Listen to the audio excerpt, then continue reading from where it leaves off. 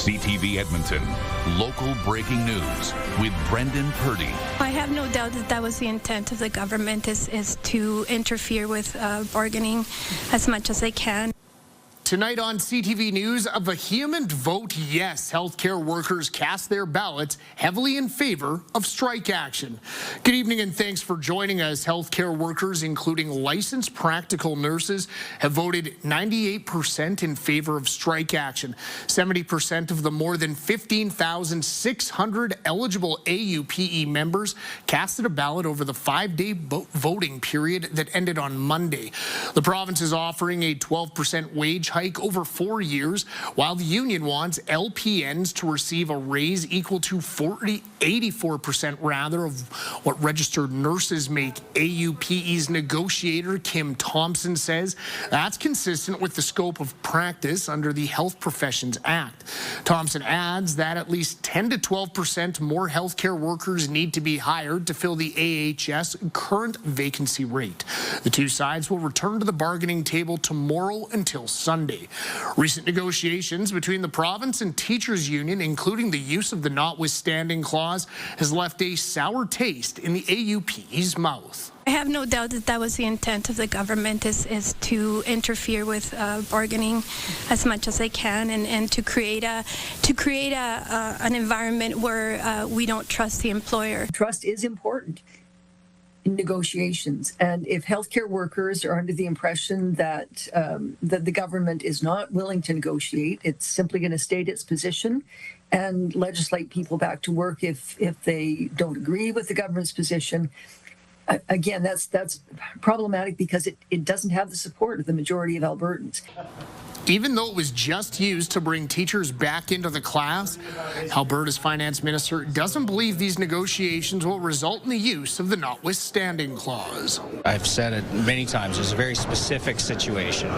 2 levels of bargaining, kids already out of class for 3 weeks. It is highly unlikely that you would ever need to be used in a situation where you have a single-tier bargaining unit and it's an essential service. The union says if members do strike, it will be scheduled on a rotation to ensure Albertans still receive necessary health care. The union could serve strike notice as soon as Monday, November 17th, and begin striking 20 hours later on the 20th. The University of Alberta students are showing their support for teachers. The Education Students Association organized a rally. They want to send a message that they agree with what teachers were demanding before they were ordered back to work. Among the crowd, students who want to become teachers themselves. It's a way for students to kind of be involved in what teachers are already involved in, just to kind of show their support and solidarity for teachers. And yeah, for pre-service teachers, this is a kind of way to give them that hope and that solidarity that we're right with them. People at the rally were also opposed to the provincial government's use of the notwithstanding clause to end the teachers' strike and impose a contract. Mayor Andrew Knack says he's excited about what the federal budget could mean for Edmonton. Provincial legislation means any dollars from Ottawa must first flow through the Alberta legislature. During a morning press conference outside of City Hall, the mayor said he's eager to learn more about how Edmonton will benefit from federal programs based in yesterday's budget. Knack says with Edmonton growing so quickly, it needs funding help in many areas just to keep up. That includes public transit, new roads, bridges, fire halls, and maintaining existing infrastructure. The federal budget includes billions of dollars for cities and towns to build housing and community projects. Alberta's Provincial Priorities Act prevents direct deals between Ottawa and municipalities. There's no world in which municipalities have a direct relationship with the feds without us having a part in that conversation. We want to see these dollars benefit municipalities. They also need to align with provincial priorities. Minister Dan Williams says the act has been working as intended for more than a year. Mayor Knack hopes the process won't delay federal funding for here in Edmonton, as there is an immediate need in many different areas. The province has no plans to match city dollars for day shelter spaces for the homeless. On Monday, City Council voted to spend $1 million to add day shelter capacity in Edmonton. NAC says the money is just a fraction of what's needed to address homelessness. He hoped other orders of government would chip in to help. Social Services Minister Jason Nixon says Edmonton shelters are properly funded and have adequate capacity ahead of this winter. I think the mayor's just wrong, and he should take some time to get briefed and come and see what shelter capacity is. We'll make the department available to him. It is the rules that shelters must be open 24 hours a day, 7 days a week. Many shelters only allow clients inside at certain times. Nixon says there are more than 2,000 shelter spaces here in Edmonton. Recent data shows they're about three-quarters full. The minister says Edmonton is welcome to add day shelter spaces on its own, and the province won't stand in the way. Infill developers are questioning whether public opinion is fueling a recent streak of construction fires. Police believe 8 fires since September were deliberately set. As CTV's Connor Hogg reports, developers say they won't be deterred. Been by here every day just to see what's been going on. For the last few days, Therese Gates has been looking through the tarp at what's left of this single-family house that was under construction near 71A Avenue and Saskatchewan Drive. I'm not a big fan of the 8-plexes in the middle of the block, but this one is not that. It was a single-family dwelling, and the builder was doing a great job.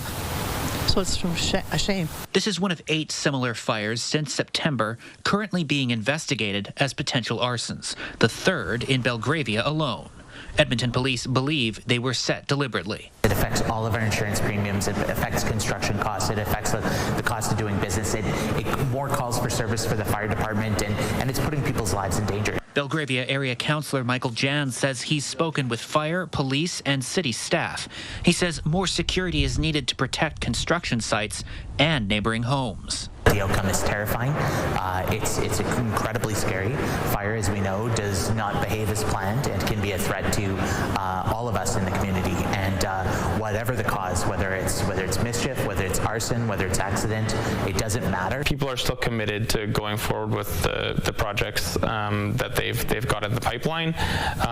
But we're going to be doing what we can to make sure that they're protected. The Infill Development in Edmonton Association says Infill Construction's viability isn't in question, but given public opinion on the city's policy, the extra uncertainty isn't good for business. That doesn't spell good things for anyone, for Edmontonians or for the industry.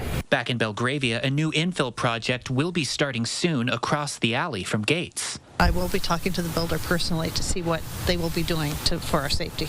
Edmonton Fire, EPS, the city and Infill stakeholders held a virtual meeting Wednesday afternoon to discuss next steps. The police investigation is ongoing. Connor Hogg, CTV News, Edmonton.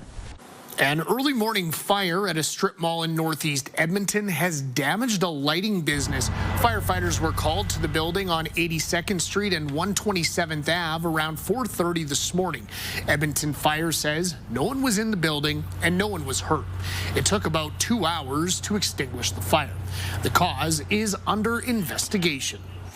The white motorcycles that are placed around our city, known better as ghost bikes, serve as a memorial for riders who've died and a reminder for people to be careful on the roads. But as CTV's Amanda Anderson tells us, without monetary help, the bikes could vanish. That's my son. Kara Verbeek fights to contain her emotions as she reads messages written on this ghost bike. It was placed here on the corner of 167 Avenue and 82nd Street in memory of her 25-year-old nephew, Joshua Verbeek. We just feel like we're close to him here.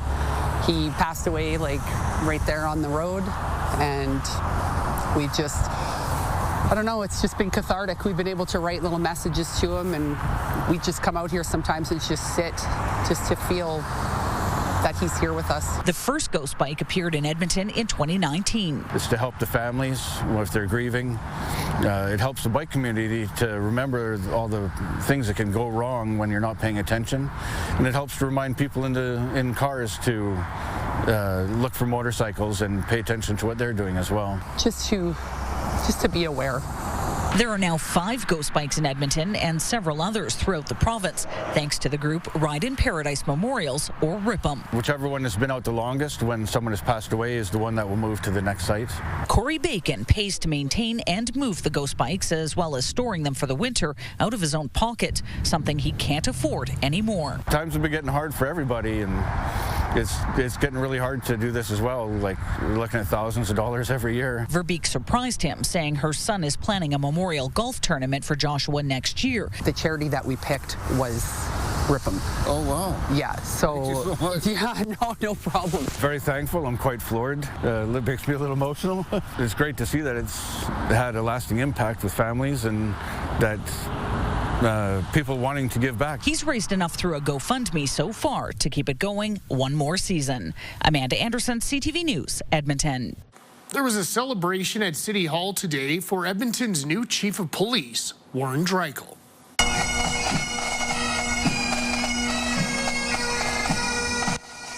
Today's change of command ceremony began with the police service band Pipes and Drums and an Indigenous song from the River Cree Singers.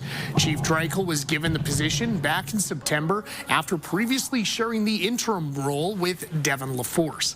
The pair were named co-interim chiefs following the departure of Dale McPhee. The 55-year-old Dreichel is the first internal member of the service to become chief in over 20 years. And I consider it an incredible honor to lead as an internal chief who knows the city deeply. I will hold us accountable. I will work tirelessly to make people feel safer, because for me, this is personal. Edmonton shaped me into who I am today. I know what it offers, and I know what it means, and I know what it needs. Dreichel is Edmonton's 24th police chief. A local donation drive for Jamaica has exceeded expectations. Organizers say they have more donations than barrels to ship the items. Jamaica was hit hard by Hurricane Melissa last month. Organizers say they started off with 15 barrels to fill with donations. They were filled within a day and a half. They now have 33 barrels full of donations, including toiletries, food, and baby supplies. However, other items are still needed. Right now, we have a need for tarps, hammers, nails, hardware supplies, really. Supplies that can allow people to rebuild, because a lot of people have lost their homes, they've lost everything. To donate, you can reach out to Mark Wallace through his Instagram, Shop by Mark. Donations are being sent to 3 different organizations in Jamaica. Students are getting the opportunity to reflect and honor the memories of the people who fought and died for our country. As CTV's Gates Guarin reports, the tradition of no stone left alone keeps soldiers' names and actions alive for future generations. The Last Post plays over a quiet crowd at Beachmount Cemetery. These children are not just paying their respects to those who died fighting for Canada, they're also making sure their names will never be forgotten. How we remember the soldiers, and that even though sometimes we forget about them, we should always remember how they fought for us and that they matter. Students lay poppies on soldiers' headstones and were also able to speak with veterans. I had a flight in the F-18. What they take away is the appreciation for the lives we live in Canada and the service and sacrifice of the Canadian Armed Forces. And hopefully they take it to their communities and to their family members. That includes the contributions of Indigenous communities. When you hear the stories of some of the Indigenous soldiers and sailors and aviators that supported the Canadian Armed Forces, they're just part of our family, and we respect everyone that served. Former medical reservist Patrick Breckenridge says it means a lot to know his name will continue to be spoken, even without kids of his own. This, where somebody actually says something, says a name, reads the name, they may never know him, really know what his or her service was, but it's still important. So it's that's always in the back of my mind, especially now that I'm getting older. He adds teaching the next generation ensures the sacrifices made by military members, past and present, are not in vain. When the youth are involved, we teach young Canadians to remember, and we're not just honoring the past, we're protecting the future. So every poppy that's laid, every name that gets spoken, it keeps that promise that no stone and no soldier will ever be left alone. Laying poppies and saying names aloud, not lost on these students who continue to learn about the people who fought for their country. Gates Gorin, CTV News, Edmonton. Just ahead, the next chapter in our new series, Crime Tapes. We look at the start of Michael White's murder trial. And with the help of a special chemical that police use, they were also able to see areas that tested positive for blood. Good evening, folks. Windy day today, but temperatures did manage to make it a handful of degrees above zero. We'll be a lot closer to the freezing mark for highs tomorrow and Friday. And there is more snow in the forecast for both tomorrow and Friday. Full look at that and the rest of your 5 and 10 day forecast in just a few minutes.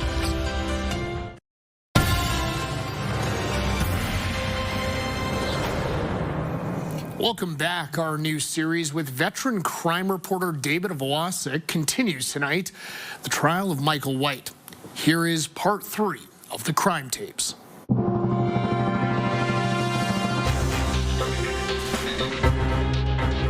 Michael White's second-degree murder trial before a jury began in November 2006. And during his trial, jurors were shown images of the inside of Michael and Leanna's home in the daytime, and it appeared spotless. But police also portrayed it in a different light, one that glowed bright blue.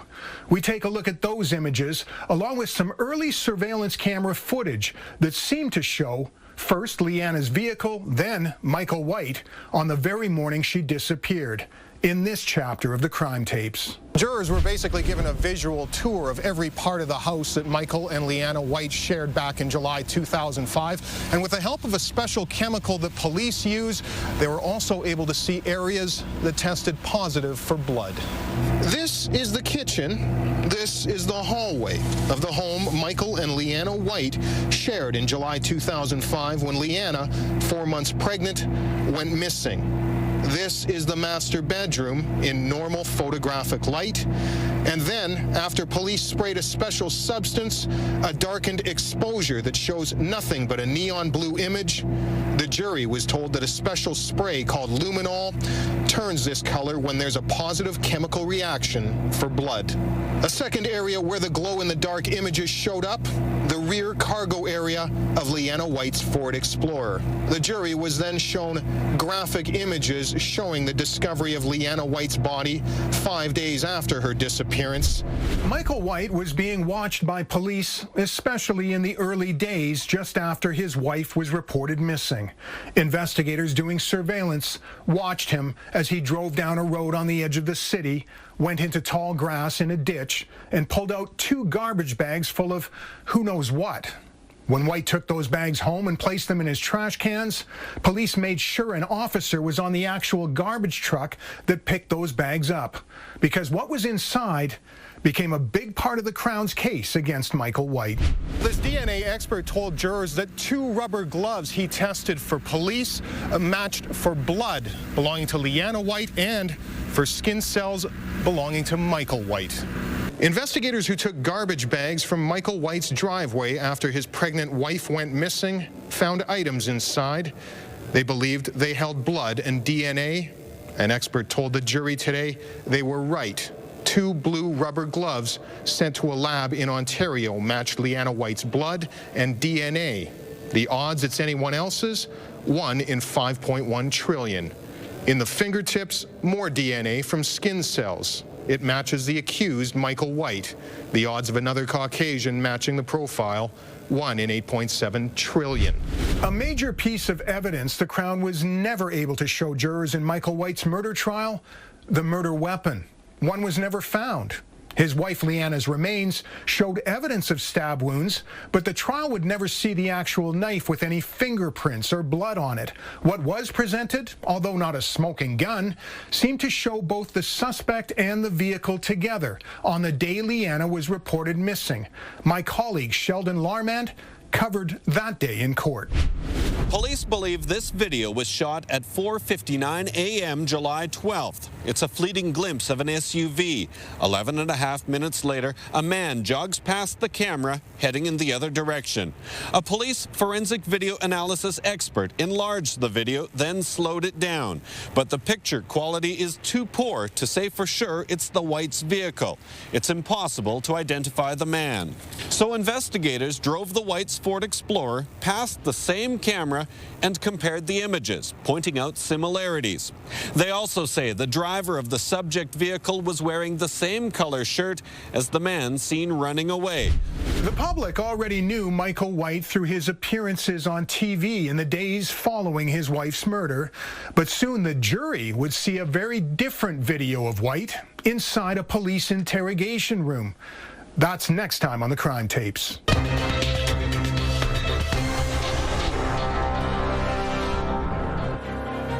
After the break, taking in hidden treasures, a new gallery for the vast collection at the U of A. They all have stories. Programming brought to you by James H. Brown Injury Lawyers, the heavy hitters of injury law.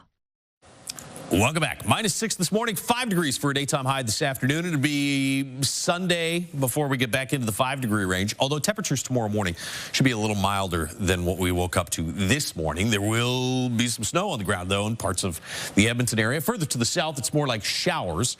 The snow should be out of the Edmonton area by the time we get to around lunchtime or early afternoon. Still coming down, though, through the afternoon hours in parts of east central Alberta. And the heaviest of the snowfall really looks like it's going to stay north of the Edmonton area. We'll show you that in a moment.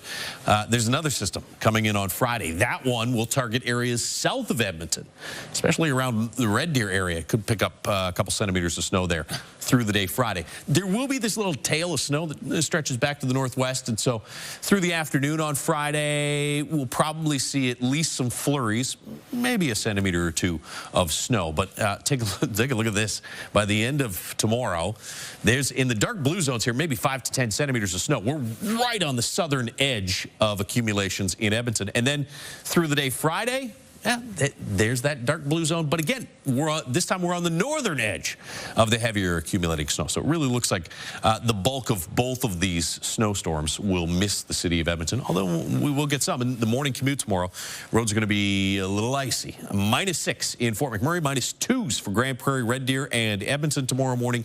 -2 for a high in Fort McMurray tomorrow. Should get back to +2 in Grand Prairie. You'll see that snow continue through the afternoon hours. Temperatures just slightly below 0 in east central Alberta. 5 for Red Deer and 8 degrees into Jasper. 1 here in Edmonton. Snow coming to an end midday. Cloudy skies. Wind will be light. Looks like a calm day on the way for Friday as well, but a good chance of some flurries or some light snow. High of about 0 on Friday. 2 on Saturday as we slowly start to warm up through the weekend. And then, yeah, back close to double digits by Monday of next week. That is your forecast. The University of Alberta is building a new gallery to showcase millions of objects that were previously hidden away. CTV's Miriam Valdez-Carletti has a sneak peek at some of the treasures that you'll be able to see. This is just a small sample inside the University of Alberta's vast art collection. It holds more than 10 million unique objects. They actually all have stories. The U of A's art will be moving to a new home, 5 times larger than its current gallery. It's a chance for the public to see and learn something new. I've heard people say, oh, I had no idea. I had no idea that we had those things at the university or in Edmonton or in Alberta or in Canada even. Construction on the new 1,500 square meter gallery began in July.